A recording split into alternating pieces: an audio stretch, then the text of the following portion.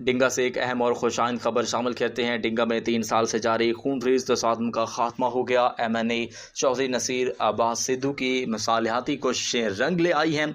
जी नाज़रीन, डिंगा के हैला रोड पर वाक़ अवामी रब्ता ऑफिस में एक अहम पेशरफ सामने आई है, जहाँ 3 साल से जारी मुसल्लह तसादुम को ख़त्म करने के लिए एक कामयाब राज़ीनामे तय पा गया। आवाज़ रहे के इलाका में आज़ाद यूथ फोर्स, वड्डी सरकार फोर्स और डंडा बरदार फोर्स के नाम से 80 से 100 नौजवानों के ग्रुप्स के दरमियान गुज़िश्ता 3 बरसों से मुसल्लह तसादुम का सिलसिला जारी था, जिससे पूरे इलाका में खौफ व हरास पाया जाता था। हालात की संगीनी का अंदाज़ा इस बात से लगाया जा सकता है कि गुज़िश्ता ईद से 5 रोज़ कबल चौके दर्जियावाली में होने वाली आखिरी लड़ाई में जावेद पीरज़ादा के बेटे को गोली लगी थी और दीगर नौजवान भी शदीद ज़ख्मी हुए थे। बढ़ते हुए तशद्दुद और जानी नुकसान के खदशे के पेश नज़र मुमताज़ सियासी रहनुमा चौधरी वकास शमशाद, माहिर मोहम्मद अनवर व दीगर वफद ने MNA चौधरी नसीर अब्बास सिद्धू से रब्ता करके मदाखलत की दरख्वास्त की। चौधरी नसीर अब्बास सिद्धू ने कैसर इसाक मुगल और मियाँ कामरान अदरीस को जिम्मेदारी सौंपी, जिन्होंने 2 हफ्तों की मुसलसल कोशिशों के बाद तीनों धड़ों के वालिदैन को एक मेज़ पर इकट्ठा करने में